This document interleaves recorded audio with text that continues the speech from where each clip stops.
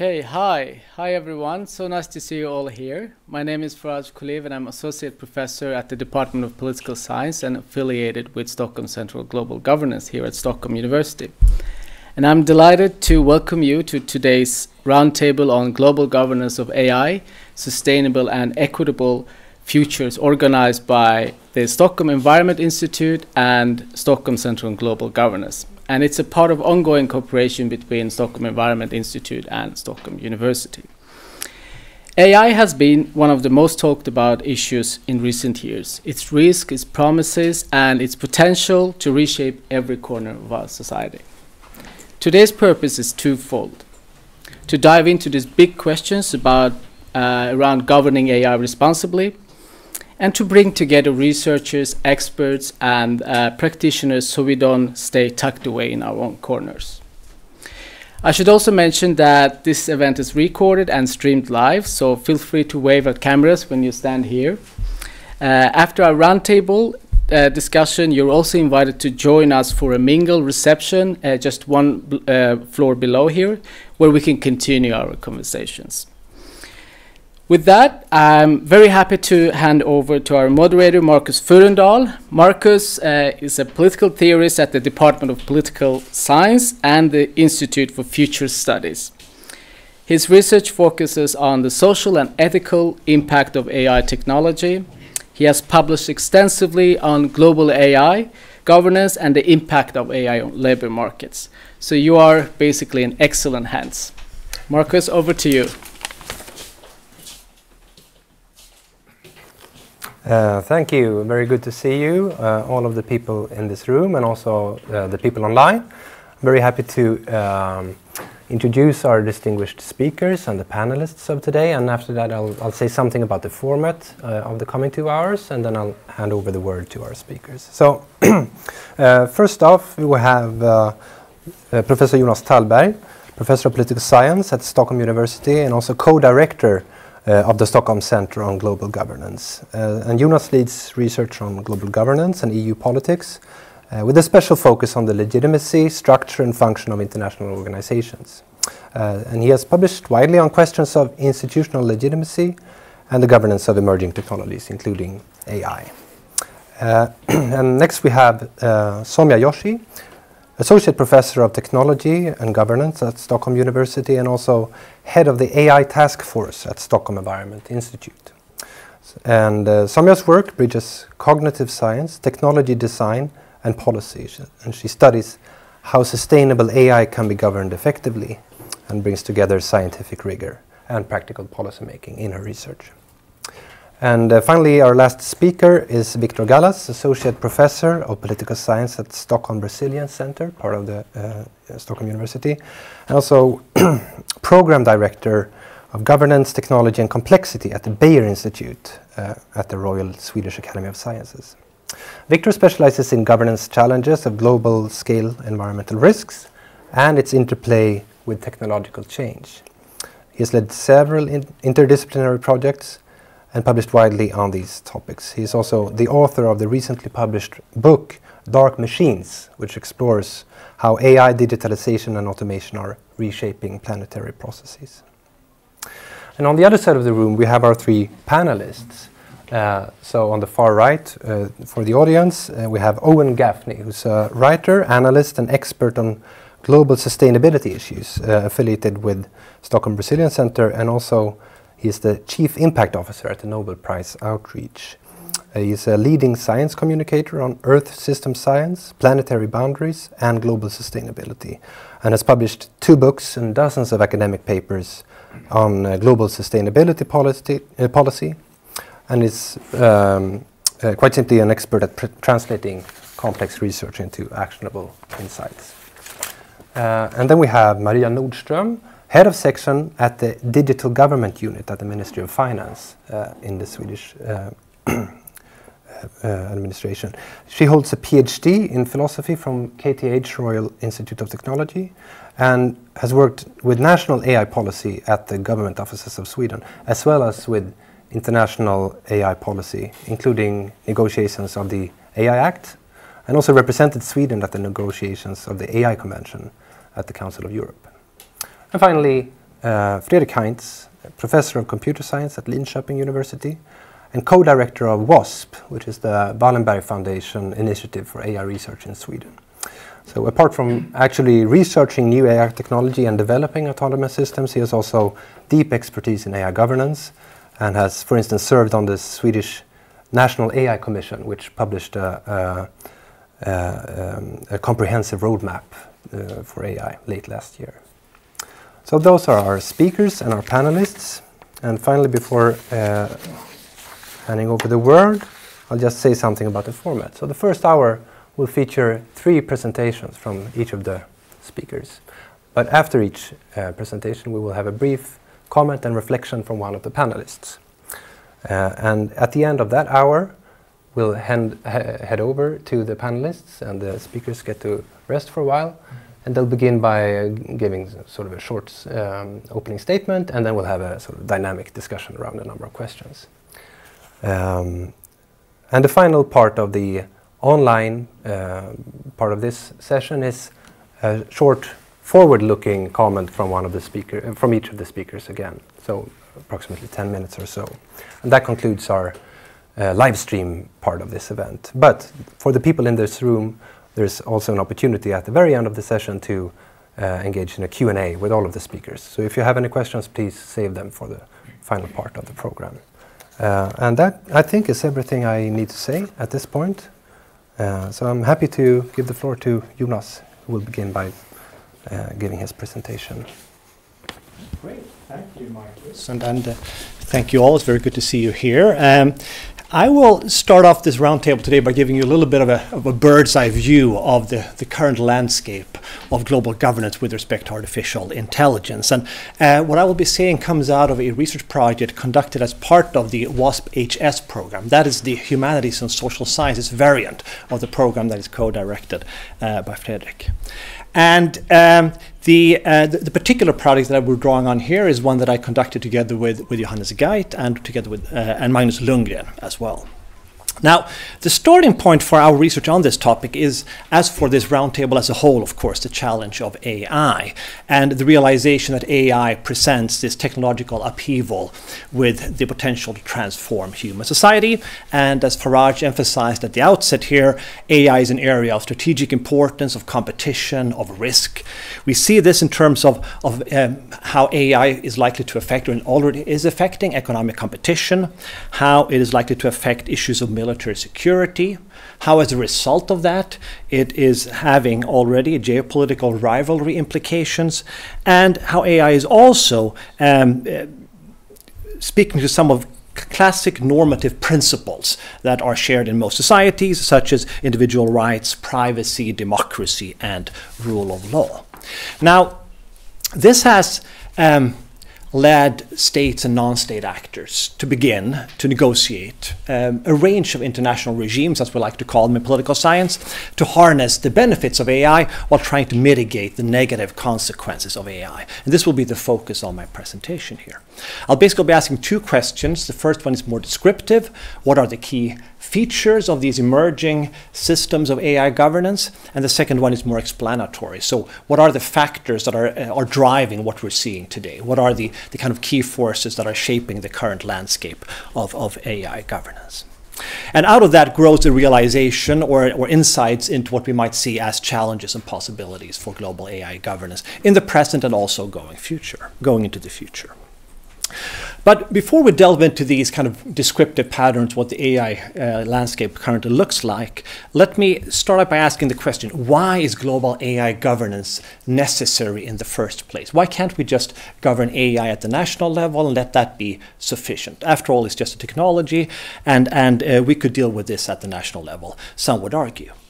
Now, I have a different take on this, and many agree with me on this. I want to cite 5 different reasons, and there are probably more, for why AI needs to be governed globally. The first one is that AI innovation as such is a transnational process. It's a creative, innovative process that involves, recruiting talent, developing the technology within companies that move across borders, that attract talent across borders, and that would benefit from having the same regulatory hurdles, the same regulatory frameworks across the board. A second one is that AI applications have cross-border use. Just think of the military domain and the use of lethal autonomous weapons, or the prospective use of lethal autonomous weapons in warfare, which would be a kind of transnational type of activity. A third one has to do with how AI development creates transnational externalities. So basically, there are incentives in this area to try to shift innovation to places where regulatory hurdles are lower, which raises the prospect of a potential race to the bottom in terms of regulation, a negative transnational externality. Fourthly, AI is also used in ways that has consequences for collective resources, and we will hear extensively about this from the other two speakers on the panel here, how the computing power that is necessary for AI development and AI use also has implications for resource consumption and for climate. And then finally, of course, in a more global perspective, AI raises ethical concerns that are common to all, and raises the question of how we can ensure respect for individual rights, for privacy, for integrity, for due process, and so on. So for all of these reasons, global governance is one of those areas, or is an area that is necessary for the future regulation of AI. And by global here, I mean both global at the kind of planetary scale, but also lower levels of governance beyond the nation state, such as regional governance. So all are included in this notion of global AI governance. So, how did we then kind of go about mapping what this global regulatory landscape looks like? Well, so what we have here is the first systematic effort, essentially, to map the international institutions that currently are involved in governing AI. We've identified a total of 186 institutions over the time period 2014 to 2024 and their development over time. These institutions include formal international organizations such as the UN, but also informal arrangements and even multi-stakeholder arrangements that bring together public and private actors of a variety of kinds. So what I'm going to give you on the basis of this data collection is a kind of a macro perspective on the evolution of these institutions over time and their distribution, if you want. Now, what did we find? Let me then start with this first part, the descriptive part here, and say that the first kind of take-home message to deliver here with regard to describing this emerging landscape is that it's a fragmented one. It's a fragmented one that has been expanding over time. We've certainly seen the scope of this, what we like to call global regime complex for AI, expand from a limited number of institutions to a large number of institutions. We see a system that has fairly low hierarchy in the sense that there's at present no focal institution that has become the center of the governance efforts within this area. We have also a relatively low level of differentiation in the sense that most of these efforts are concentrated to the area of human rights or ethical principles and to Europe.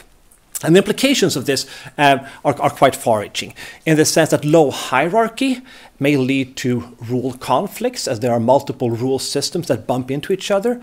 This also opens up opportunities for what we speak of as form shopping, that is, the opportunities for state and non-state actors to pick whatever rule systems are most useful for them and try to make their case in those particular arenas. The low level of differentiation may lead to regulatory inefficiencies, as there are overlaps between different rule systems, but also to obvious regulatory gaps in the sense that there are areas that remain outside of regulatory efforts altogether. And I'm going to show you a few illustrations to kind of drive home this conclusion with respect to the current state of the global AI governance system. The first has to do with the expanding scope. What we see here in this graph is just a simple count of the number of international institutions involved in AI governance from 2014 to 2024, drawing on our own data in this project. And what we see is this tremendous rise from especially 2018 up until the present. It assembles almost a classic S-curve in kind of diffusion research. And at some point along the way here, we also saw national level initiatives, in fact, being surpassed by regional and global level initiatives for regulation. Now, this suggests, of course, that policymakers somehow understand the need for international cooperation in this domain. Otherwise, we wouldn't see this rise, right?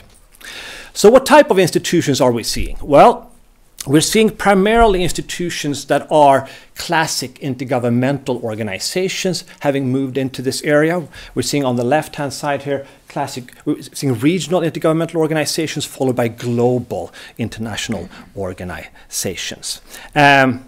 Examples in the first category would be the OECD, UNESCO, the G7. In the second category would be the OECD, UNESCO, the G7, the G20, the UN, and in the regional category, examples such as the Council of Europe and the EU. We're also seeing some multi-stakeholder arrangements. One example here would be the Partnership for AI that involves academia, civil society, industry, and media. We're seeing much fewer transnational initiatives actually coming out of the private sector. Now, the private sector is active in many other ways. They're active in terms of lobbying for which type of arenas should be the focus of these regulatory efforts. They're also quite active in terms of self-regulation, but that is typically within the companies or within a national sector, and less so through transnational collaboration, the way we have established this. So I'm going to move forward to how this distribution of 186 institutions then forms networks, in a sense. The question that we're asking is, has any institution taken the lead in this domain? Is there any institution that has become the coral reef, if you want, of global AI regulation? And basically what we're observing from this difficult to read network map, for those of you in the back, is that we have a couple of different clusters of policies and institutions organized around a few hubs. Those hubs are typically the EU, the OECD, the Council of Europe, the UN, UNESCO, and the World Economic Forum. So a multiplicity of different minor hubs, in a sense, coming out of this, but no focal institution that has really become the coral reef in this area. Now, what about differentiation that I mentioned before? Well, if we look at the functional domain of these institutions, or the policy domains in which these institutions are active, what we observe is that the very large majority are active in what we classify as human rights, which effectively are the ethical standards, right? Basically, institutions are developing ethical standards, ethical principles for how to develop and use AI. We're seeing less of a specialization within sectoral bodies at this moment in time, even if some would argue those sectoral bodies would be the ones that are actually most suitable for regulating AI, because the functional imperatives in terms of what AI entails and how AI ought to be governed can be very sector or issue specific, right? Another type of differentiation has to do with geography. So what we're observing here on this world map is the headquarter location of state-based on the left-hand side and non-state-based on the right-hand side institutions involved in AI governance.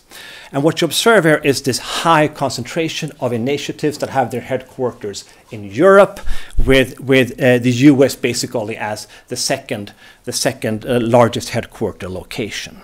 And this underlines how these regulatory efforts, much like the development of AI, of course, is very unequally spread across the globe. And this was also something that the UN advisory body in its report in September pointed to as being a kind of a representation gap in the governance of AI. Now, all in all, then, it's fair to say that what we've seen is a growing volume of AI initiatives, but also still a very fragmented regulatory landscape with no leading institution yet in sight, a fairly low differentiation functionally and geographically. So how did we arrive at this? What are the factors that have taken us to this stage? Why aren't we, further in the sense? That takes me to the second part of my presentation, which then focuses on explaining global AI governance. And basically what I'll present here is our argument with regard to what we think are the core drivers behind these patterns, emphasizing state power and preferences. The argument that I make together with my co-authors, Johannes Geit and Magnus Lundgren, is that the US, China, and the EU hold competing preferences about international AI regulation, that these preferences effectively have prevented convergence on one core institution for AI governance, that the geographical distribution that we observe in terms of initiatives I just pointed to reflects the relative interest of these three major powers in global regulation, with the EU basically taking the lead for a variety of reasons, and that the outcomes of these efforts are trying to arrive at some type of joint regulatory framework basically converges towards the lowest common denominator of their interest, the lowest point of their overlap in preferences, which effectively are non-binding principles with little effective power as it is at the moment. Let me start out with these competing perspectives or competing preferences and interests, because they really are the core here. And what I have to say here is not novel, but it bears repeating, namely that the US, China, and the EU come at these issues from very different perspectives.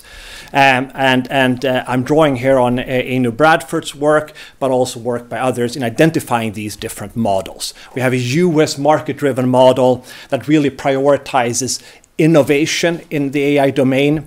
It prioritizes efforts to try to sustain the competitive edge of its AI industry. And for these reasons, the US, also before Trump, was very lenient in terms of national regulation.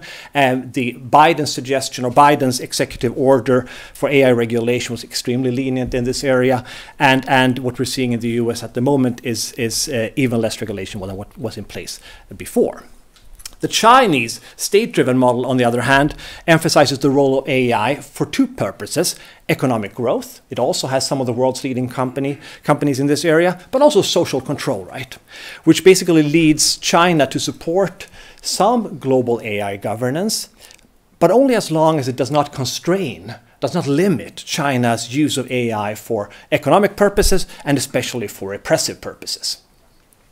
And then finally, we have the European, more rights-driven model, which basically prioritizes protecting individual rights, democratic values, and what we call human-centric development of AI, which then, compared to the others, leads Europe to advocate global AI regulation more than the others, building on the ambitions and the achievements also of the Global AI Act, in a sense, the forerunner in terms of the world's first comprehensive binding AI treaty in this area.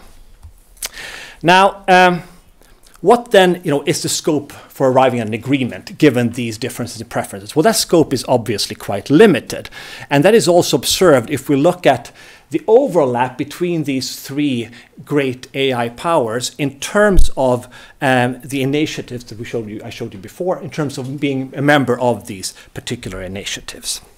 If we look at the overlap, the number, we see about 16% or 15% of all of the initiatives that I showed you before that actually include all three as members. The UN would be one of those. We find very little overlap between between EU and China. In fact, 0% in terms of overlap. There's also zero overlap between the US and China in terms of bilateral agreements between the two. So generally speaking, in just pure absolute numbers, we do not have many international institutions that involve all of these three, and also the bilateral arrangements between them are quite limited in number, at least vis-à-vis China. Now, as I said, what happens in this situation is that the one out of the three that is most interested in these issues, namely the EU, is the one to take the lead in the regulatory efforts. And again, this is a world map that brings home the same point that was shown before with regard to headquarters, namely that we see most of the concentration in Europe. We see European states being, in a sense, overrepresented in these international institutions in terms of membership. They really have invested in trying to develop regional and global AI governance, whereas we see less investment in that area in other parts of the world. Now, again, this then suggests that the scope for agreement might be difficult on these issues, and this is also then reflected in terms of the regulatory outcomes that we're seeing. So the outcome, if we look at the level of bindingness of the international institutions that have been produced at present, is very tilted in favor of non-binding agreements. So basically, the policies that have been produced by these agreements are in all cases except two. The treaty that was produced within the Council of Europe, as well as the EU AI Act. Those are the only two not binding acts that we observe. All other policies in this area are non-binding at present, which of course is a result of the fact that agreeing to non-binding rules is way easier than agreeing to binding rules that are somehow legally enforceable. And there are other illustrations of how this preference divergence makes global governance on these issues difficult. One would be the AI Action Summit that took place in Paris in February, that where both the US and the UK refused to sign the ultimate declaration, blaming it for contributing to red tape in terms of AI issues, that is overregulation. Similarly, there was a responsible AI in the military domain summit in Seoul last year in September, where China opted out of a legally binding document coming out of that agreement. So there are multiple, if you go to other arenas or specific arenas, there are multiple illustrations of these dynamics where the preference divergence between the major powers basically leads to less regulation than what would be optimal. Finally, to conclude then, AI has transboundary qualities that require global governance. We see states and non-state actors having launched a growing number of regulatory initiatives, but they also approach regulation from very different perspectives with very different interests in mind.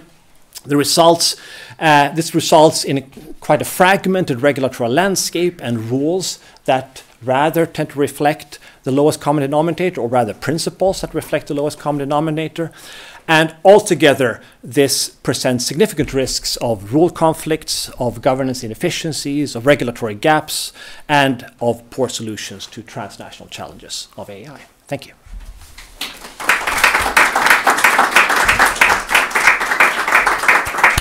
Thank you very much, Jonas. So I'll leave the word to Maria right away for a brief comment and response to. Thank you so much, and thank you so much for having me, and thank you for the very interesting presentation.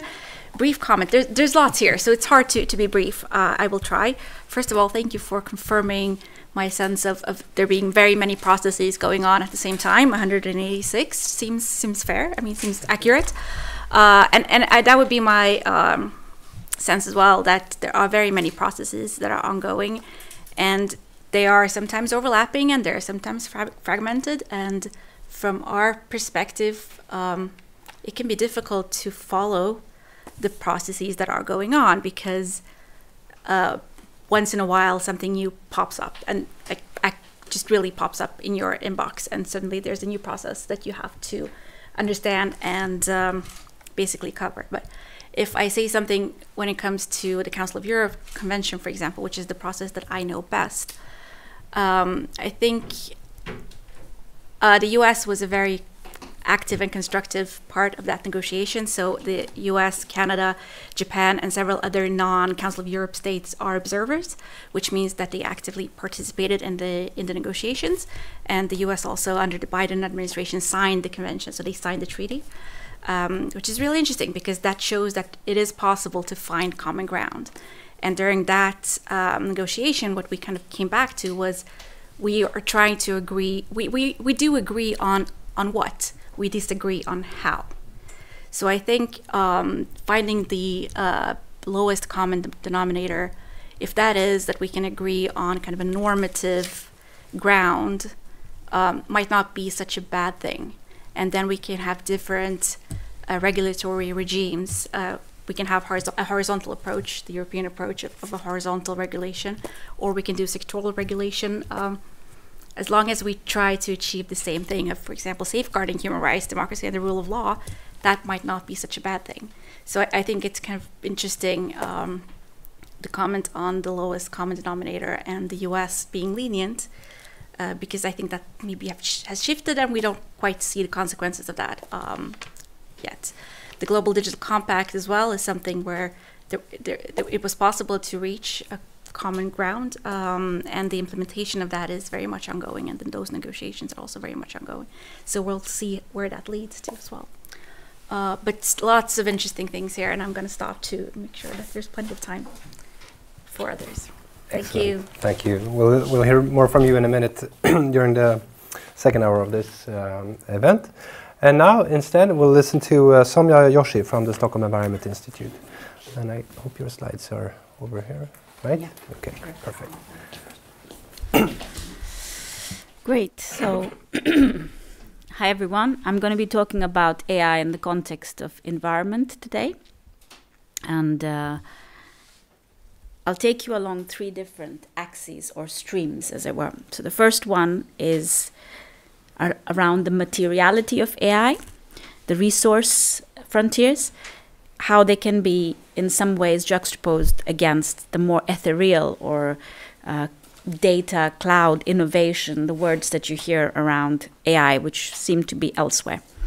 The second axis is the juxtaposition of automation and labor, and the third around progress and how that's associated with something outside of nature or outside of the biosphere. So I'll be contesting all 3 of these, and I'll give some examples. This is based also on research we're doing currently at Stockholm Environment Institute. So very briefly, the invisibility of data, infrastructure, ecosystems, and labor when we talk about AI.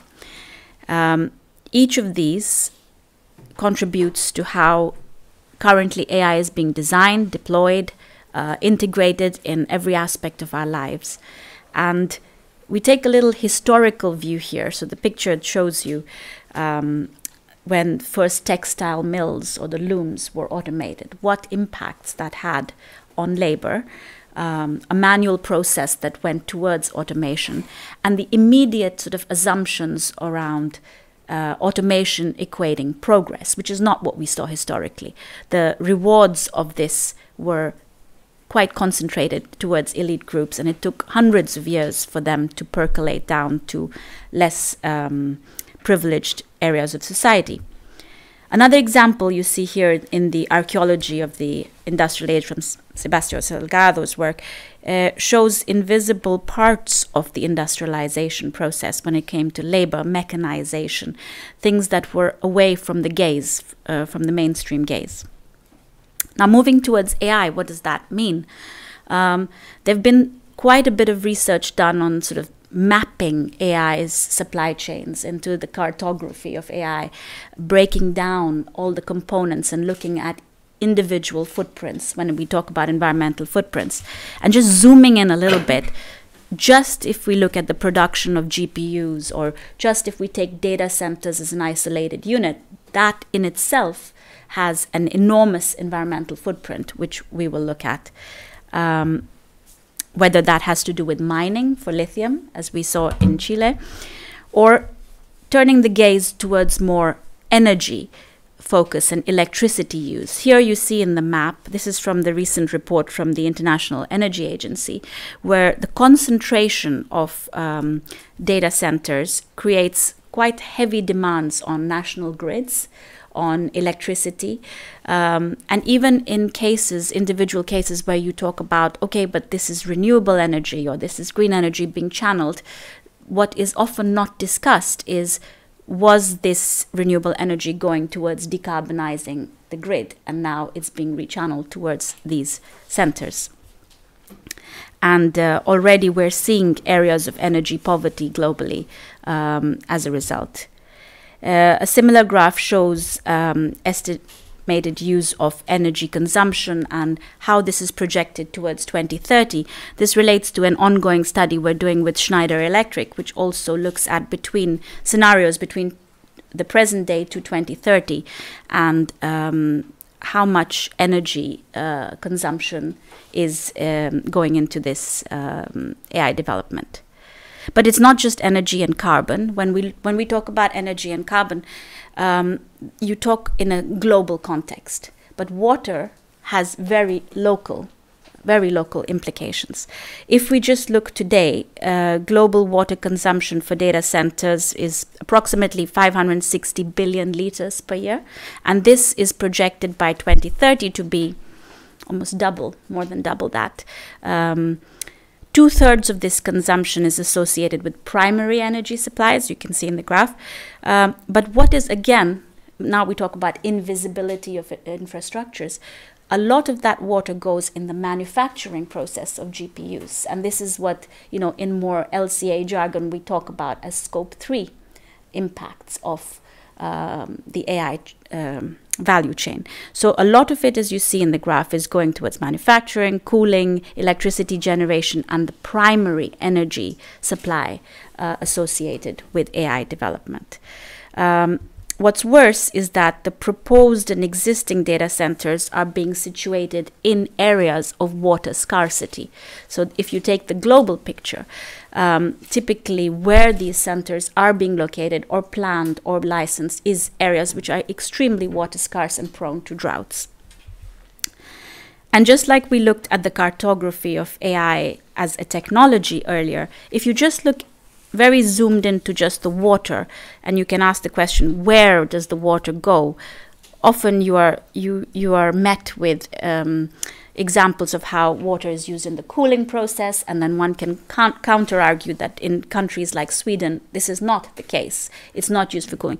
But there is a significant amount of water that is actually being redirected in the manufacturing of the GPUs and semiconductors.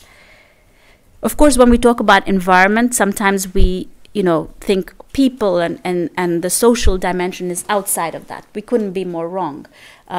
This investigations into the use of labor when it comes to annotations and classification of data that is used for training has been a steady stream over the last 3 to 4 years, where more and more investigative journalists are finding out on how, when we imagine AI and automation, this is a side that is not covered. And there is a significant extractive and exploitative element to it. So what I've spoken about until now relates a lot to the direct impacts. And I wanted to take just a moment to differentiate between direct and indirect impacts. What do we mean by that? So, sorry, when we talk about the life cycle of AI, direct impacts are what is produced during that. What indirect impacts refer to are more the systemic responses to the development of AI, how it results in behavioral and structural changes. Examples of this could be AI's impact on increasing consumption in certain areas. Indirect impacts also include rebound effects. So as we make our algorithms more efficient, as we make our models that much more efficient, we are increasing, in some cases, demand, adoption, usage. And so the overall emissions and are counterbalanced there. And in much of the discourse and research today that is being done on AI, there is a lot of focus on the direct impacts, but significantly less on the indirect, which have serious environmental consequences. So you see, until now, there's been quite a lot of repetition of extractive narratives when we talk about the materiality of AI. We spoke about thirsty AI in terms of how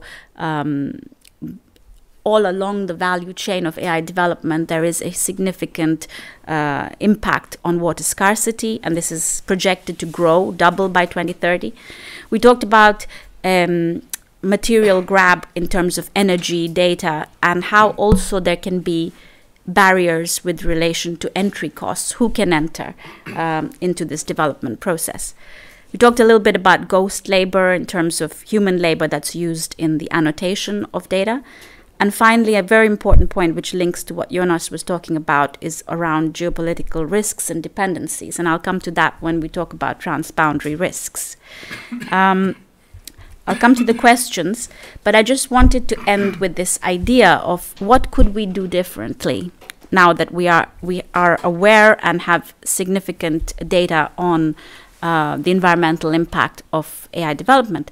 So one very low-hanging fruit is to do with model design, size, and architecture. And there's a lot of work being done into smaller models that have the same level, if not higher, of accuracy in terms of results, but a lower carbon footprint, lower water footprint. That's one very low-hanging fruit, but one can argue, again, that the direction there is around optimization. But the second point, which I think is far heavier and harder to achieve, but links to, again, what Jonas mentioned about the lack of transnational development in institutions, has to do with this idea of transboundary risks. Now, those of us working in the climate science field, when we talk about adaptation and mitigation strategies, we're very aware of what transboundary risks mean. So typically, where is the geographic distribution of risks and rewards? Where is a product or technology being developed, and yet where are the impacts being felt? In the case of AI, I think this is a lens that would really benefit us from adopting when we try to look at global governance of AI. And there's a lot we can learn from climate governance there. And the final point has to do with what are the governance and policy levers in place that we can pull. And one idea is around de-risking investments and incentives for responsible AI, because currently there are some excellent initiatives both in terms of model and architecture and design, and there are initiatives in terms of how energy and water is being used. Just right here in Sweden as well, we have fantastic examples, but in order for them to scale and in order for them to lead, there needs to be incentives and investment from global governance initiatives. I'll stop there and open up for questions.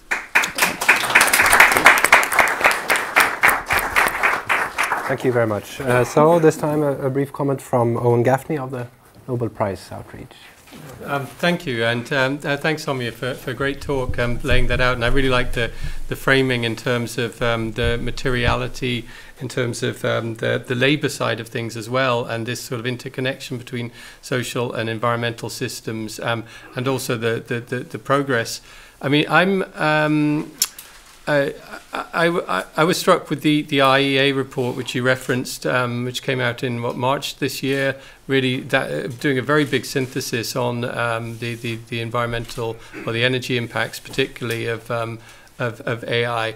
And I was struck by the fact that, you know, it talks a lot about there's obviously a big footprint from AI and data centers. There's a lot in the tech sector are saying, but this will be balanced out easily by all the benefits, etc. But IEA concludes that actually they're largely exaggerated, that their modelling at least suggests that the improvements we can get, the efficiencies, the reductions in emissions we can get are nowhere near as big as are being predicted, particularly in the short run. And there's a huge amount of uncertainty there. So we should be very, very worried about the AI narratives coming out and how powerful these narratives are, and how they take off in society. And maybe the second point I'll make is really actually sort of going back a little bit before the AI era. You know, the Intergovernmental Panel on Climate Change published the 1.5 report back in 2018. There was only one scenario in that report that would get us to anywhere close to 1.5 without negative emissions technology, and that was the low energy demand scenario. And it was all about technology diffusion pre-AI, and it said if we could get technology diffusion right and start leapfrogging in the developing world, then with technologies, then we would be able to keep below or around 1.5. But it's never clear how that was going to happen, right? And now we're. It was all about technology. Oh. No, can hear my, and so and here we are in a different era now, 7 years on, with a absolutely revolutionary technology, but it's still not clear, even though it's about to disrupt the global economy, it's still not clear whether the impact will be positive or negative, or how we direct it in any way to be positive. Thank you. Excellent, thanks a lot. Finally, then, we have Victor Galaz from Stockholm Resilience Centre, right? Thank you. Yes, that's correct. Hi, everyone. Sorry, I got a bit of a cough. Could be a cold, could be pollen, could be age, or all of them.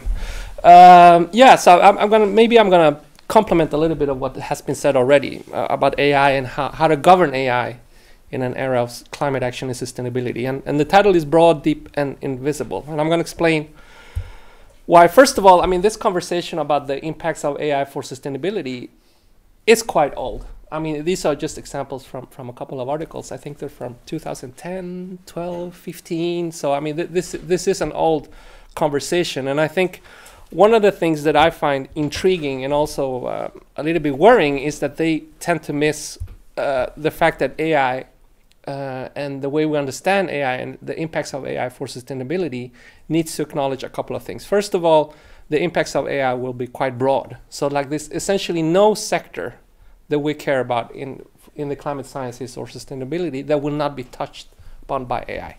Like education, energy, transport, healthcare, climate modeling, like everything will to some extent be influenced by these technologies. Then the other point, ubiquitous, a difficult word. Essentially the almost invisible infusion of AI into a lot of technologies like cameras, phones, speakers, cars, computers, social media, like everything becomes sort of infused with these technologies. And then the last point, which I find quite intriguing and difficult to unpack, deep. The role of AI in shaping our perceptions or our memories or our emotions. Normally we think about AI as something that would help us make more rational, data-driven decisions. But in fact, these technologies are already today influencing how we feel. And I'm going to give you an example. So on the left side is from a report, I think it's from the Harvard Business Review, summarized it like, how are people using generative AI today? Like, what are the most common uses of generative AI today? So in 2025, the top use of generative AI in this survey was for therapy and companionship. And on the third place, we had finding purpose. And on the right side, you have the study, which was quite controversial when it came, I think it was less than a month ago, by OpenAI, about how people interact emotionally with ChatGPT and what that does to them. And this is a chance, I mean, this is an extension of the digital economy, I would say. So for those who remember, who are old enough to remember Facebook, when Facebook changed the reaction buttons from like and maybe not like or comment to this 7 emoji type of reactions like, love, care, laugh, wow, sad, and angry. It's an intentional attempt by companies to extract emotion-related data from the users to improve their predictive models, to offer us better ads, in a sense. Smart speakers like Alexa, trying to not only record the information content that you provide them by speaking to them, but also your emotional tone in it. Do you sound happy? Do you sound anxious? I think Spotify at some point also tried to do emotion analysis on the songs that people listen to. Didn't work very well, but they tried. And then, of course, an extremely controversial field, facial recognition technologies, trying to see on our facial expressions how we're feeling at that moment. Very contested. I mean, what I find intriguing here is that this is actually related to climate action to some extent, and a couple of psychological mechanisms that we are well aware of. And like, for example, now you don't see the videos now because this is a PDF, but you would have seen a couple of videos of a couple of extreme weather events like floods or fires, stuff that we meet every day on social media. Like, what does it do to people in terms of our emotional engagement with climate change? So, for example, affective forecasting, meaning that if we worry that we will feel bad or be hurt in the future, then we might actually act on it today, right? To sort of prevent those bad emotions from happening. Social norm activation is also associated with emotional responses on information.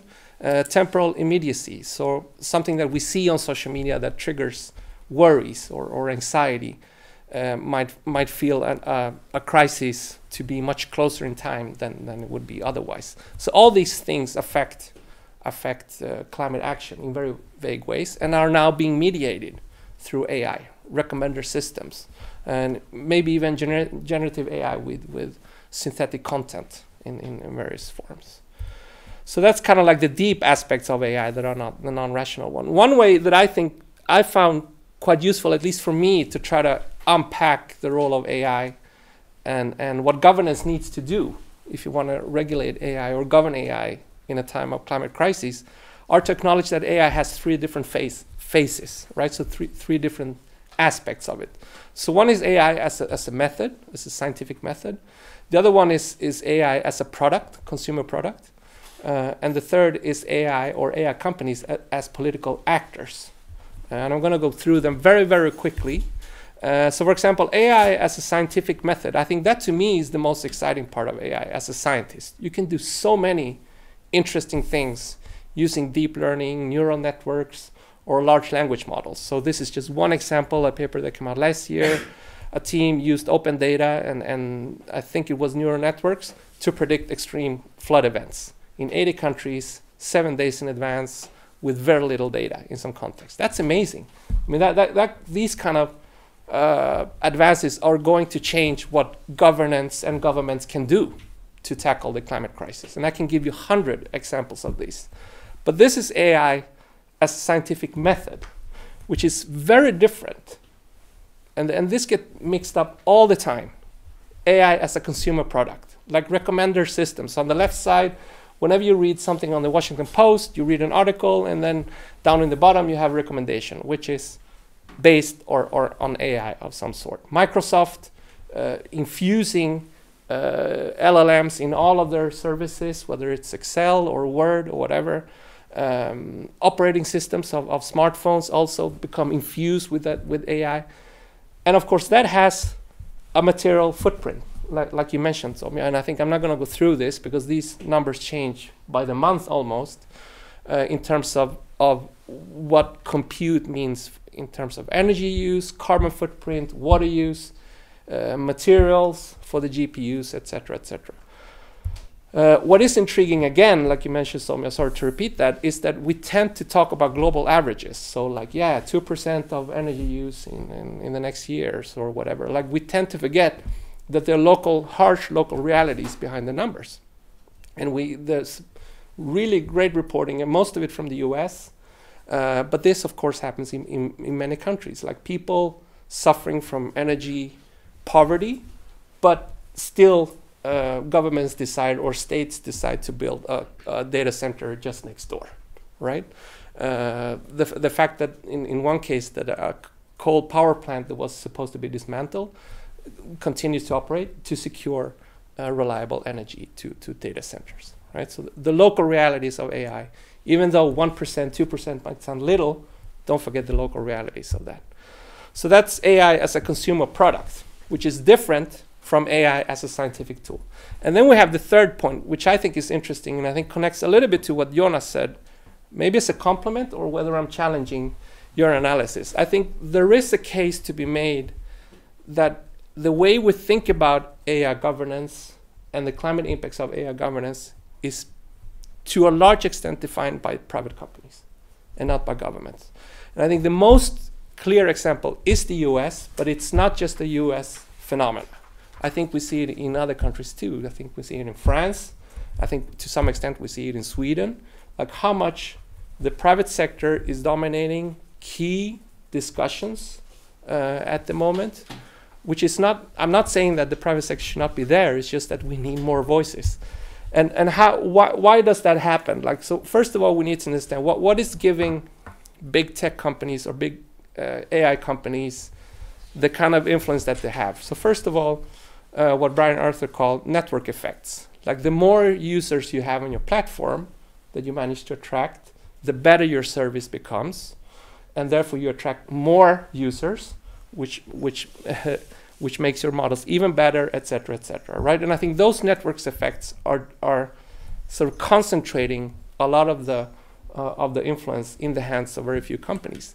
There's also a case to be made, even though we have seen some progress and interest around open source AI models, compute and data, like in terms of who has the capacities to run these huge large language models. It's just like a couple of companies at the moment, and the data. Expertise, like in the AI domain, especially in the climate and AI domain, is extremely concentrated. It's become better, but it is quite concentrated in a few countries, and also in a few parts of the private sector. And then, of course, in the end, if you go even further back, the trend to privatize everything, like privatizing digital services, or which is allowing companies to move into that space where the state has left.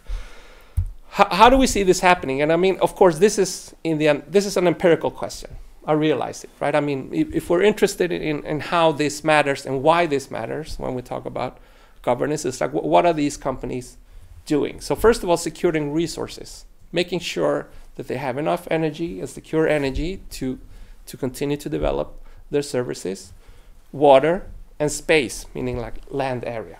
So that's one of the things that are part of company operations. The other one is deregulation. Extremely clear in the US in terms of how big 10 companies have teamed up with the current administration to deregulate AI regulation or climate regulation, and also environmental regulation. Shaping markets in terms of securing subsidies or tax breaks. The huge influence by some tech companies in carbon markets. So for example, Microsoft has been extremely successful in securing carbon offsets markets or shaping carbon offsets markets. And then in the end, which is much more difficult, of course, to map empirically, but I think is very true, is influencing narratives. How we talk about AI and sustainability as something that will help us optimize things, or things that would help us make things more efficient, rather than talk about, I don't know, distribution or climate justice or equity, right? So I think those are aspects of how the private sector is shaping how we talk about governance and how we design governance of AI for sustainability. It brings me to this issue that I think is super important by Frank Pascal. He put it down so elegantly, even though it might sound obvious. So the first wave of AI, or ethical AI, or responsible AI, focused on how can we make AI more transparent? How can we make sure that it doesn't contain the biases it has? How do we secure that it manages to do what it's supposed to do? That was kind of like the first accountability type of conversation we had. And now, considering the material footprint of AI, considering the possible harms that it can do, I agree with Frank Pascal that we're moving into a second wave of accountability, which asks which systems are really deserve to be built, and who is going to decide which systems get to be built to do what, you know? So these are deep governance questions. So that would be my take on the governance question related to AI and sustainability. Like, let's split this up a little bit. So first of all, governance around scientific innovation using AI. We can do a lot. And I think AI is going to change the way we look at the world, the way we can predict things that will happen in the world, and it's going to allow governments and non-state actors to do more things that they've done before. That's one thing. The other thing is governance of the material footprint of AI. Carbon, water, energy, materials, which is something different. And then in the last step, which is like who gets access to the arenas where these decisions are being made about technology development and application, which goes back to issues on legitimacy and access, right? And in that conversation, it's not just about states, it's also about the private sector, and how do we make sure that there are more voices that are being heard on those arenas than today. That's it. Thank you.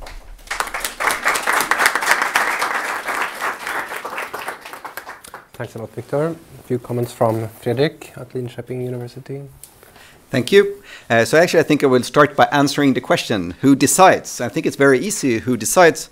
It's the people who are willing to pay for the investment and do take the risk. And now it's basically the private companies that are willing to do this investment and that are willing to take the risk.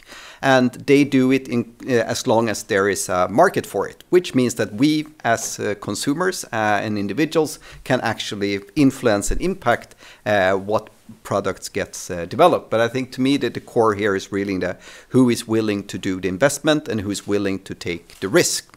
And I think that's very easy then to provide alternatives. It's by putting up the money and actually doing it. Because I think that is to me a general challenge here. It's very easy to say we want all these nice things, we want all this regulation, but who is actually going to build it? And I think that question still begs an answer, and I will talk more about that in my later statement.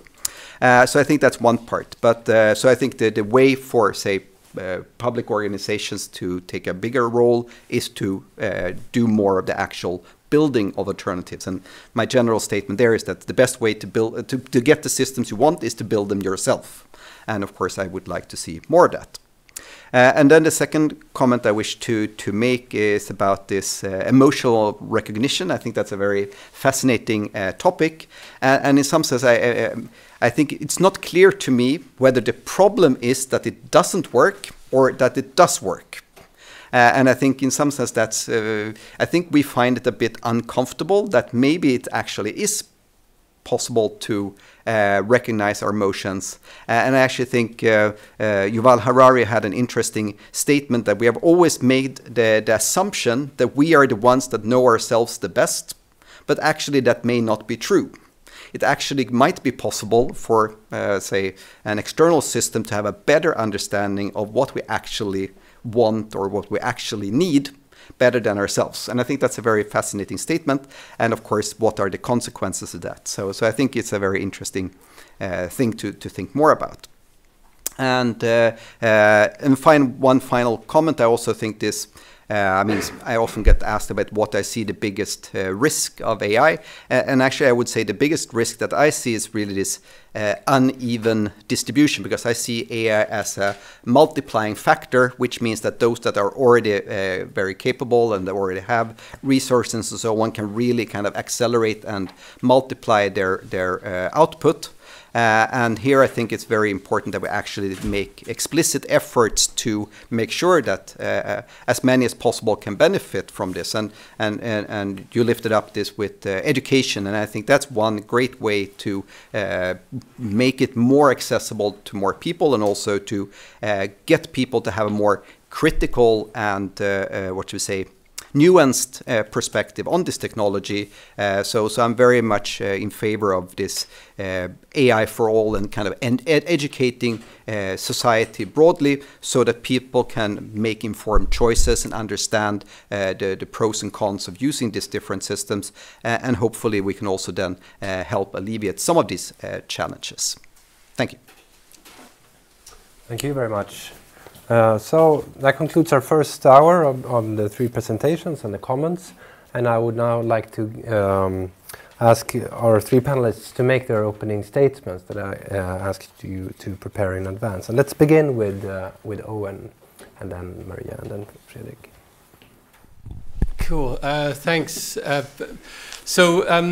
Yeah, and I was going to. So Somya mentioned the Earth alignment principle earlier. So a couple of months ago, myself, Victor, and a group of authors published a paper on Earth alignment, really getting to some of the issues that Somya is talking about.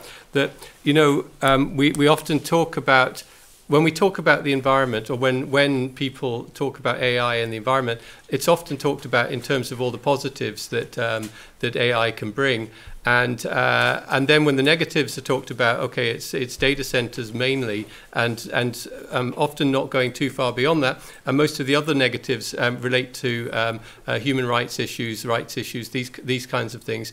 And the purpose of the work we did with the Earth alignment principle was to propose that, well, actually, you know, maybe as we're thinking of other principles, given the impact of potential impact of AI on the economy and therefore on global emissions at this moment when we need to rapidly reduce emissions, and on top of emissions, all planetary boundaries, the impact on water and biodiversity and other factors, then how should we start thinking about that?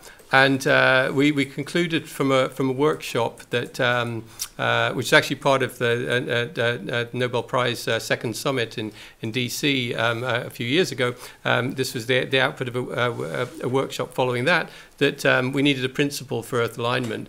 And as we discussed that principle, we thought it needed, we proposed at least that it has several components, that it's not just about consumption and production that AI will generate in the global economy, but it's around social cohesion.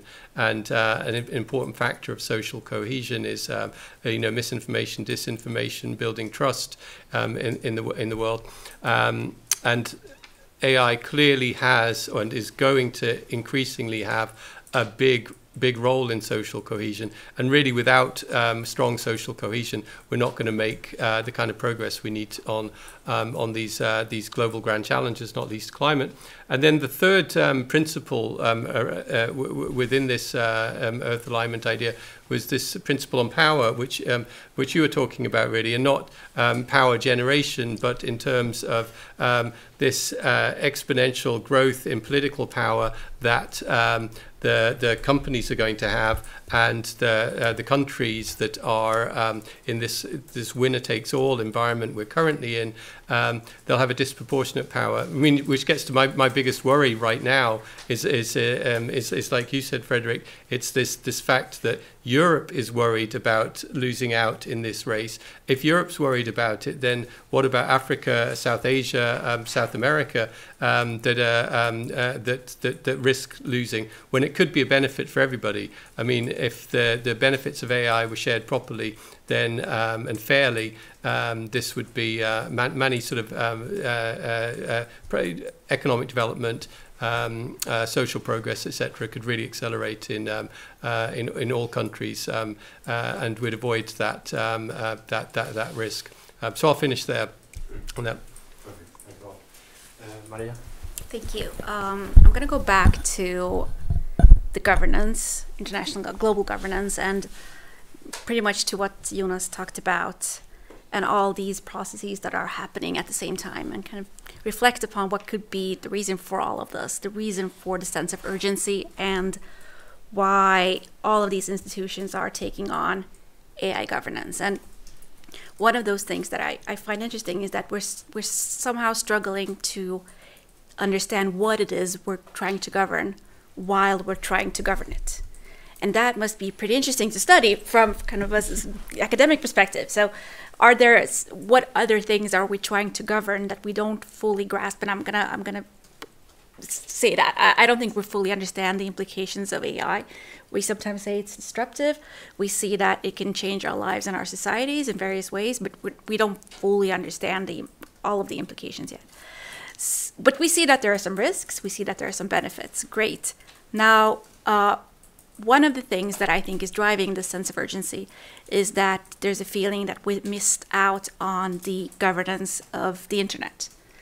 So there are those that would say that was a change that happened very quickly, and we couldn't fully understand the implications. There were, of course, initiatives, but now at the EU level, we're trying to govern certain things that are happening based on the internet, but it's difficult to kind of do that when they're already in our lives in the way that they are.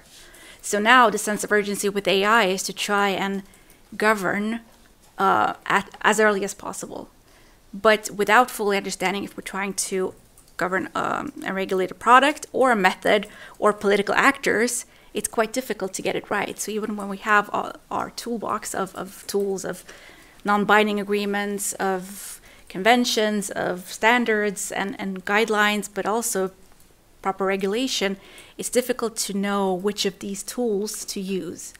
So therefore, various institutions seem to try out different things, and sometimes it's even hard to agree on a definition of AI. What is it we're trying to govern? And I think the OECD has been quite successful in developing a definition that the EU and the Council of Europe then adopted. That's great, but that was really difficult. And ultimately, that's also political negotiation. So it's the definition of AI that's used in these products is the result of a political negotiation.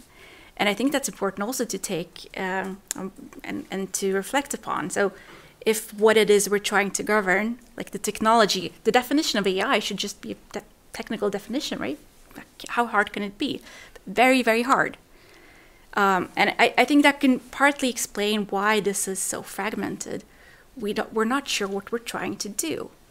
I do hope that I see some signs of conversion, at least in certain respects. So the global partnership of AI merging with OECD, a memorandum of understanding between the UN and the OECD, trying to work together, because I think it's recognized that, hey, we're doing all of these things, shouldn't we come together and do something? And I think I'm hopeful that there is some convergence.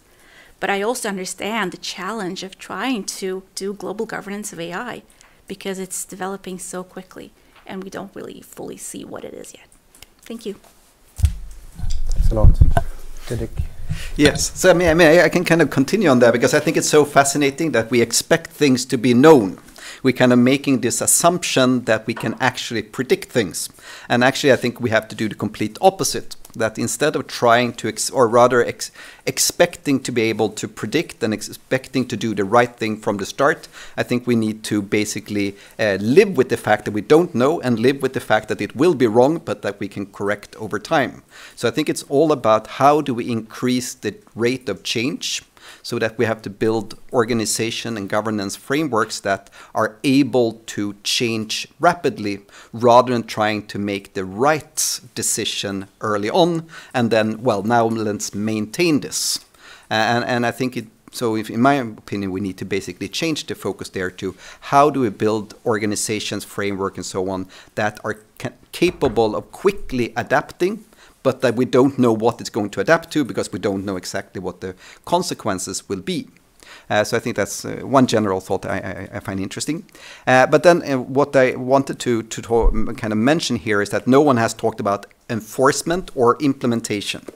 And I think these are really the key challenges that, I don't see any way to actually enforce this regulation. That how are anyone going to actually be able to make sure that you satisfy this regulation?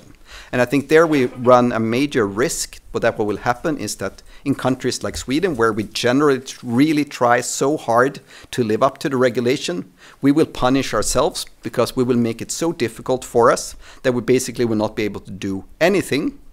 While in other countries or other places, they might take a different perspective and see, okay, how can we reach a reasonable level of compliance, but still get something out? So actually, I think we run the risk of using worse products than we could have built ourselves, because we set the standards too high. And again, I think it's not about what the first iteration is, but that you always strive to make better iterations. And that also brings me to this aspect of, if we take this European perspective, I think a major challenge for us in Europe is that there are no European alternatives. We have no products. We don't deliver anything on this. So basically, we are trying to force other countries to build things for us. But basically, the consequences of that is that all the investments we make is basically investments in other countries, because we have to buy it from somewhere else. And I really think we need to start providing our own alternatives. So, for example, there is this initiative called the Eurostack. We're trying to move towards how can we build European alternatives to the different levels in the tech stack. And of course, that we also need to build our own say AI model, language models and so on, because otherwise we will just be forced to use someone else's. And I think if we really want to have systems that live up to the values and expectations that we put on them, which I think we should have high expectations on them, the best way is to build them ourselves, because I don't think anyone else will do it for us. And I think if you look, for example, you could take the example of this electronic health records, where large regions in Sweden are buying them, but they basically are forced to buy non-Swedish systems, which are not adapted to the Swedish systems, and then they basically fail, or in the end they will cost so much more because you have to do so much adaptation. And I think we run the same risk when it comes to AI. So we basically have to combine regulation with innovation and to develop the systems that we want. Thank you. Thanks a lot. So many interesting perspectives and issues here, and I hope we can return to them in a minute. I just wanted to start off the discussion between you all by raising another perspective, or perhaps returning to it. I mean, Victor talked about the diffusion of AI models, and I guess one of the reasons for why we've all gathered here and why we're all interested in AI governance is that it's actually a technology that is transforming the world as we speak. So the take-up rate of this kind of technology is pretty huge. So just a few years after the introduction of ChatGPT, for instance, Sam Altman has hinted, at least, that there's 1 billion weekly users of the technology. You might have to take that with a grain of salt, but I've also seen figures that puts it at several hundred million users per week. And people have started using these kinds of technologies in their daily lives and at work, and also, as we've heard about in the presentation so far, in their academic research. So I want to ask the first question to you, Owen. I mean, things like we've seen last year, the Nobel Prizes were awarded to several people who were actually working with AI or on AI as a technology. What does this kind of diffusion and also recognition of the role of AI in science mean in general, but also, of course, for the global governance of AI? Yeah, and actually this goes to Victor's point, very well made, that it is going to create a revolution in science, and that revolution is very, very obvious now. It's going to change how we do science, how we think about science, the potential. I mean, what Demis Hassabis and John Jumper were awarded for was, the protein folding question, solving that, which has been a grand challenge in biology for 50 years, and they have pretty much being able to predict almost all 200 million proteins. With that foundational work has so many implications for health research, for medical discoveries, etc. So it's absolutely transformative. But what was interesting to me was, so it's come out of DeepMind, which a company started in London with a very specific goal of working towards artificial general intelligence, but specifically for solving scientific problems. I mean, that was their model. And then when they were bought by Google, they, as far as I understand it, they insisted that they keep that as their business model, that they were able to build this huge resource of scientists and technologists to be able to start solving these problems. And then we see the results of it, which is remarkable, and it's probably just the start of several remarkable things coming from there. So then the question is then how can these kinds of good, I'd say very good models be replicated, and how can we ensure that? And I should say as well, I mean, they're very they acknowledge fully that this work is a sort of international work and relies on hundreds, thousands of scientists outside of AI to get anywhere close to what they've done. But it's that group though that was awarded that gets the recognition though for it. So there are these fairness issues around that for sure. But to me, then how do we with these kind of how do we have interesting business models that allow us to be able to answer these questions, to actually have that kind of investment in science.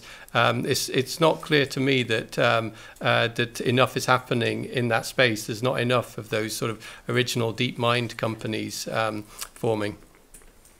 So will we need to distinguish between AI as a method in scientific discovery and AI as a product, for instance, if we wanted to implement the kind of Earth alignment principle that you spoke about earlier? I mean, should the same kind of restrictions on energy use and things like that apply to whatever we're actually using AI for? I think there should be restrictions on energy use 100%. I mean, there should be no get out of jail free cards for this. I mean, it is an emergency situation. The carbon budget is so small, and it's also, you know, unnecessary. I mean, there's always going to be alternatives. We could scale renewable energies much faster than we are now with the right kind of investments. And now that we have you here, Fredrik, would you like to comment anything about this kind of energy use concern? We all remember when DeepSeek made the headlines a while back for having constructed a much leaner architecture, and I mean, should that lead us to be less worried about these concerns, or what do you think about that? So, I mean, my expectation is that we will see smaller and more efficient models for various reasons. So, my expectation is that what we will see is probably more domain-specific, more narrow, and therefore we can make the models smaller and more energy efficient. And actually, I think by scaling up the use, then you also scale up the kind of incentives for reducing the energy footprint, because, of course, it translates into costs. So it will be cheaper to run smaller models. So, I think there will be downward pressure there. I think the challenge will be about the amount of usage. Then, of course, you might get so much more use of these models that the total energy consumption may go up. And I think that's the big challenge. So, and we also seen over time the energy efficiency of the hardware is also increasing.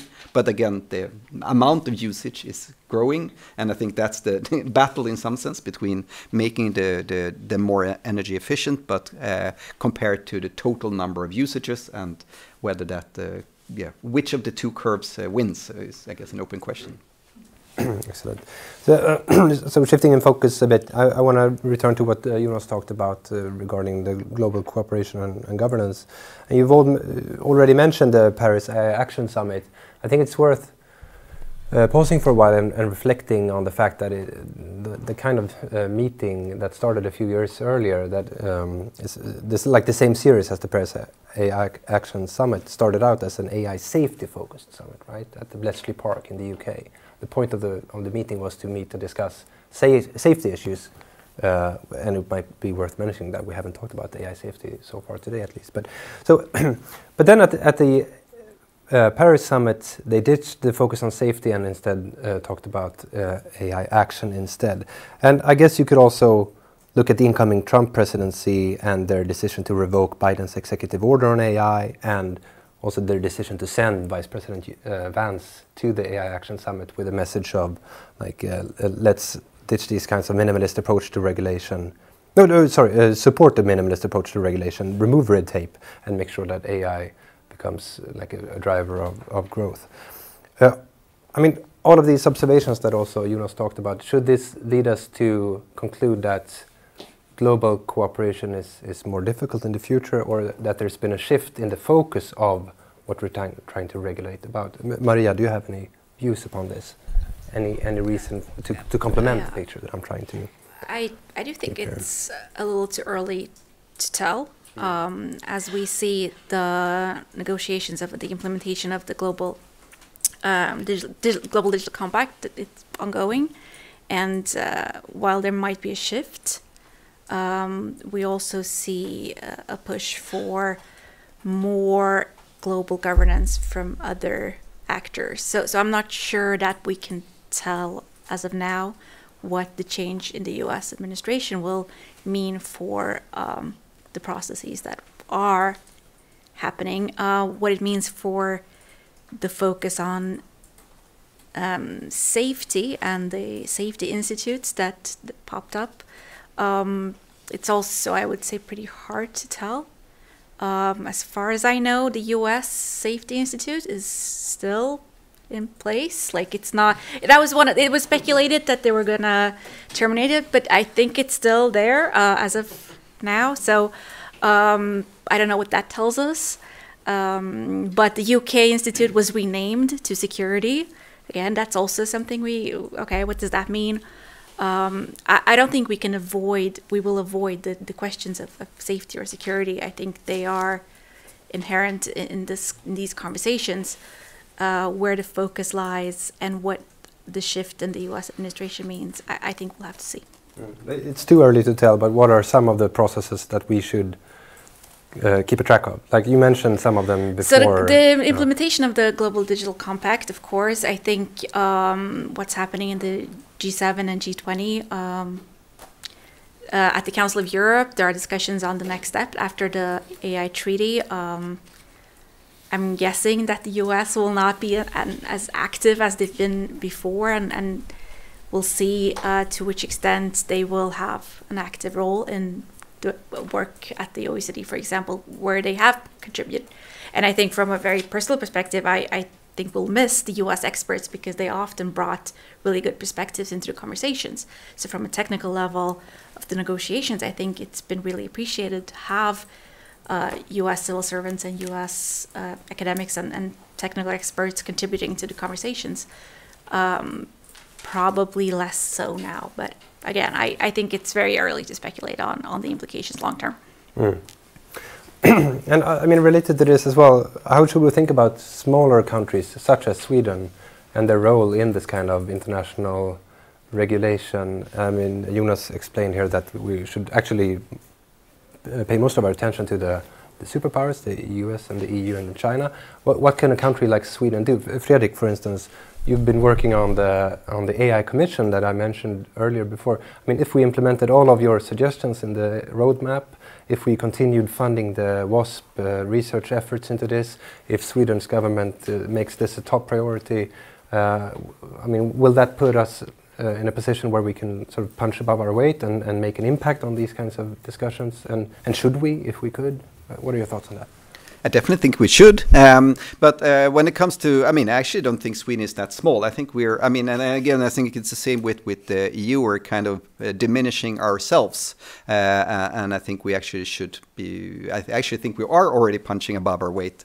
But I think there is even more we can do. And as I said, I think the whole challenge here is who actually build the products, who creates the companies and so on. So I think that is basically the piece that we are very much missing, is how do we actually turn this into value creation and so on. And I think that's the kind of missing piece, or the part where we need to do much more.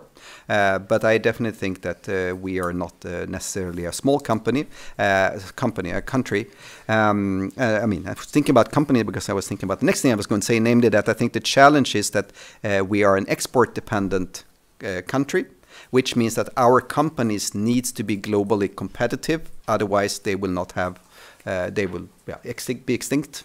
And I think that is also one of our challenges, that if our companies cannot keep up and can continue to be globally competitive, then we will lose most of our revenues. I mean, tax revenues as a country, which is then funding the welfare and so on, which we all want and enjoy. So I actually think it's extremely important that we make sure that we have the research, the education and the innovation, which enables our companies to be globally competitive and hopefully also be able to start new ones. And I mean, actually Sweden has a very long and successful tradition in building unicorn companies and actually building a lot of this global, I mean, take Spotify and Klarna and so on, that is actually doing a lot of this. So I think we have a good starting position, but that we need to develop it further. Yeah, but at the same time, I guess that raises the dilemma that we've been hearing from Somya and Victor and to some extent Owen as well, right? So we need innovation, we need growth in certain sectors, but at the same time we're facing these kind of hard planetary boundaries that we've been listening to. So I mean, again, Owen, if we wanted to implement the kind of Earth alignment principle that you've been writing about and that you talked about earlier, I mean, does that have any implications for what Fredrik just said? Or do you wanna? So, I mean, first, I would like to disagree. I mean, that, I actually think one of the things that Sweden is, our strong point is actually we have this kind of clean energy. And that's why others want to place their data centers in Sweden, because they know they can get cheap and green energy. And actually, I think the challenge is that, of course, maybe we should use more of it ourselves rather than to sell. So, I mean, in some sense, I think that's we should leverage that, but we need to move up the value chain and not just be a provider of cheap electricity. I think that's selling ourselves too low. Owen. So you know, on the regulation side, I mean, I'm sort of worried about the regulation side. I mean, how we're going to get any kind of regulation, given what Jonas was saying on this. I mean, a key thing. I mean, what was interesting to me with the EU framework was this risk approach to the AI systems, and so can we take a similar kind of risk approach to AI products, apps, etc. when it comes to the environment? You know, are they low risk? Are they medium risk? Are they high risk? And not just in terms of their own emissions from data centers, but you know, if the business model is built on advertising, for example, as opposed to a subscription model, is that more likely to drive higher consumption in high emissions products, etc. So we need to start. So we should start thinking about that. I mean, how we think about governance frameworks and managing and monitoring companies for the environmental side of things. But the other side, I mean, Jonas was when he was talking about the fact that we're moving from a goals, you know, from a rule system, or it's difficult to get rules, so we end up with these goals, which is just a race to the bottom then in terms of governance. It seems to me, I took away from that, is that we are not going to get a global governance system in place that is in any way adequate to the kind of problems that we're going to be facing. And so that's a very strong rules based. So then how do we think about sort of other governance approaches that more sort of polycentric, more sort of overlapping, lean into that and seeing that as a positive, and actively sort of move to manage in that direction? And how do we, if we can't get rules, what other ways can we think about the systems to ensure that we're moving more in that direction than goals? Because we know with, you know, if you're setting goals, sustainable development goals, even the Paris Agreement, there's just it's just sort of almost wishful thinking that we'll be able to achieve them without a strong some sort of strength to govern against it. But I just don't see that. The US and China at this moment in time are just not going to accept that. So how do we navigate that? Thanks. I'm thinking time flies, and I want to save some time at the end for questions from the audience as well. So I'd now like to move on to the next point in the program, which is to return again to our speakers, and we've asked them to prepare a few remarks about what they're seeing ahead. So what to keep in mind when we turn our attention to what's coming at us. So Jonas, do you want to start as well? Sure. I think you have to stand here for the microphone. So for the sake of dialogue and discussion, I would rather start out by actually picking up some of the points that have been raised here. And first, I mean, I want to touch on the issue that Maria mentioned with respect to the uncertainty, right? The uncertainty about what AI is, what this process looks like, and how it could potentially be governed. This is quite distinctive of this area of regulation. And most times, negotiators have a clue about what it is they're actually trying to regulate, what they're actually trying to develop rules about. And in this case, it is developing as things go along. And this was so well illustrated during the negotiations of the EU AI Act, right?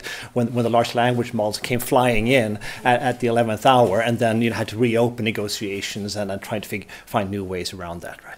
So this is really quite distinctive in this area, and it leads in a couple of directions. One is that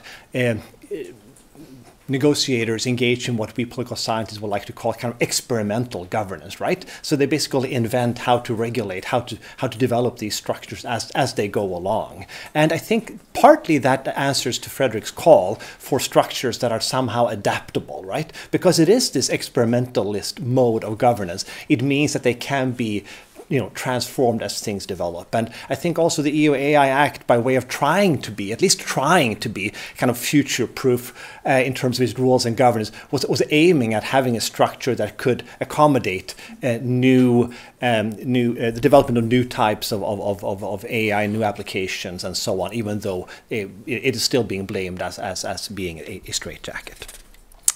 I also want to pick up on the point that Fredrik raised about enforcement and implementation, to say that if we look at this comparatively across other policy areas, enforcement and implementation is always a challenge, but there are also ways of solving it, right? And the nice thing about solving it is that there's this big prize on the other side, which is that you actually get effective rules in the end, if you can just solve the enforcement challenge.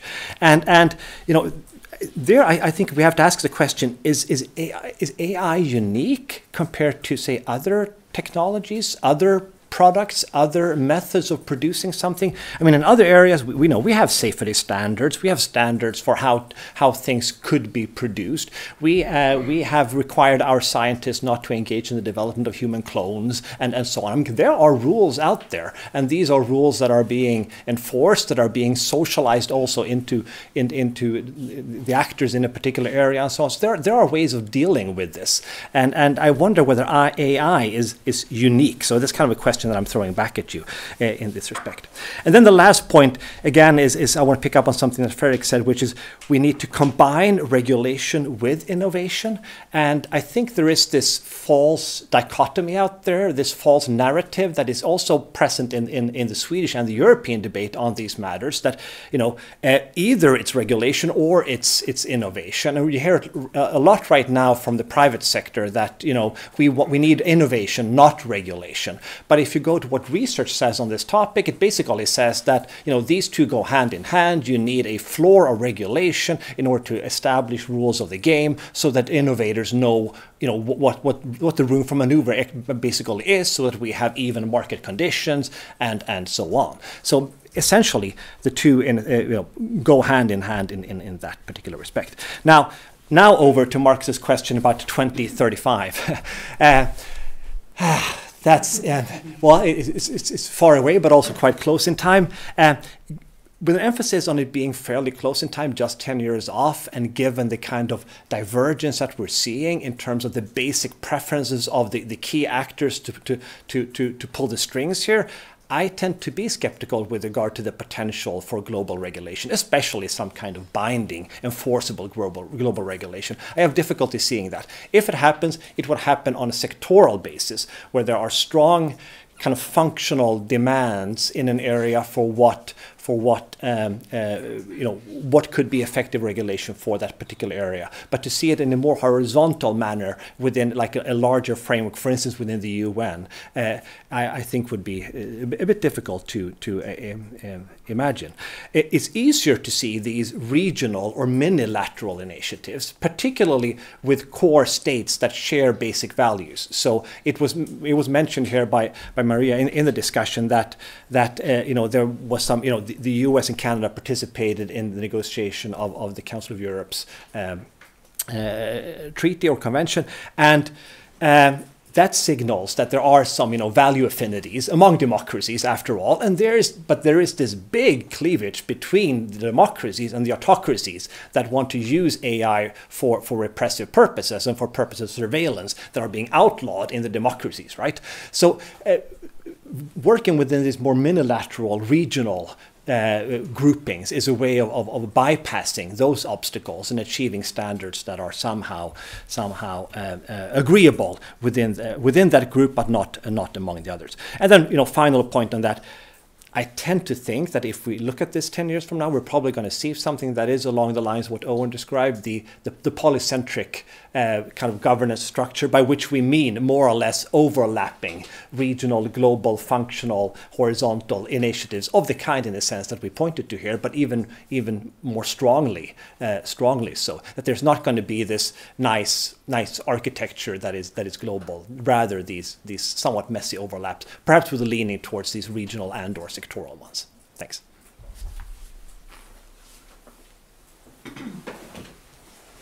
Okay, I don't know if I have much more to add to what Jonas said, but 3 short reflections.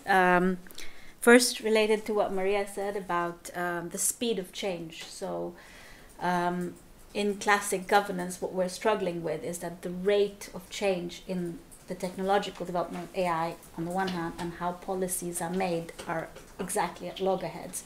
So by the time we start to grapple with something, it has changed the landscape. Some of the work we've been doing in the climate area around what we call transition policies, so that had traditionally to do with energy, to do with industry transitions. And the main design of that is, how do you make policies that are resilient to political shifts and storms? And I think in the case of AI, looking forward, this is very much needed in terms of how do we create that experimental mix of transition policies. The second reflection I had was about, we have this saying in India, where I'm from, that never let a good crisis go to waste. So what we're seeing right now is, for better or worse, geopolitically quite a disruption, whether it's in trade, or with the recent tariffs, we're seeing also a disruption in supply chains, and that causes a moment to reflect and say, what could we be doing differently? So what I think in the looking forward for AI is to know the difference between where to lead, where to innovate, where to do things differently, and where to learn from historic examples. This is often conflated. And what happens is then we throw the baby out with the bathwater. So there is, in the case of AI, to respond to your point about, is AI different from other technologies? Well, I think it is. But there is also a lot of resonance in terms of historically, whether we look at information revolutions, industrial revolutions, the same extractive patterns are repeating with AI. So how do we not repeat those patterns? How do we lead? And in the case of Sweden, there's some excellent examples and moments where we can lead. So Fredrik spoke about sovereignty, about doing things here.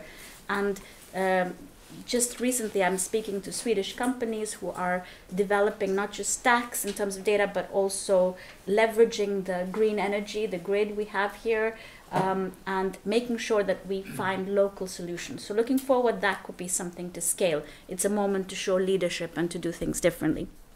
And the final point I had related to Owen's point around Earth principles was, and this might sound very naive, but looking forward, could we think of AI development as a global commons? So applying the lens of, Ellen Nordström's work and others, thinking of all the resources that go into the design of AI, from, as we spoke about, the value chain. Can we think of it as a global commons approach, which would, for example, bring to the table voices where some of these critical resources sit, whether that's in Africa, whether that's in Latin America, whether that's in Asia. Right now, the exacerbation of inequality is one of the strongest risks, because it's a first mover's advantage of where do the big companies sit, where do the compute sit, where does the energy being leveraged. And I think if we adopt this global commons approach, we might design the AI revolution, if you want to call it, differently. So I stop there. Okay, some very quick reflections. I mean, I'm going to repeat a little bit of what you said, both of you, because they were all brilliant. But I think anyone studying the global governance of AI has a lot to learn from people studying governance of climate change and global environmental change. It takes time. Like the first COP was 1995. That's kind of like the international climate negotiations, 1995. And we've made a little bit of progress since then, but it takes time. It's polycentric, so it happens at multiple levels at the same time. You need to move beyond non-binding agreements somehow. So what you showed there, Jonas, like the huge difference between all these non-binding principles, etc., versus the binding, that balance needs to shift somehow. There are also issues around diversity, like I mentioned, like access to political arenas, diversity of innovation, diversity of actors that need to be involved, consumer pressure, investor pressure, cities that can do things, academia that can do things. I mean, that kind of diversity angle to it will be critical. Distribution, like you mentioned, distributional aspects of AI, like if AI will lead to such huge benefits to society, how do we make sure that those are equally distributed in ways that are equal? And then the last point, which is also the direction, which I think is super important when we talk about AI for sustainability, that the direction of AI innovation. Plateauing on emissions is not enough. I think I tell the tech sector this all the time. Telling me that our emissions are going to plateau in the long term is not enough. The goal needs to be net zero, or even carbon positive in a sense, like removing somehow CO2. I mean, that needs to be the goal. So be very clear on the direction of technological development in this space. That's all. Thank you. Thank you all. And at this point, I would like to end the live stream part of this event. For the people in the room, you'll stay on for a while and we can ask some questions to the speakers and panelists. But for now, I would like to extend a warm thank you to the organizers at Stockholm Environment Institute and the Stockholm Centre for Global Governance. I would also like to thank all the people here at Stockholm University, the people in the room, and the audience online. Thank you, wherever you are. And finally, let's give a round of applause to all of our speakers and the panelists here.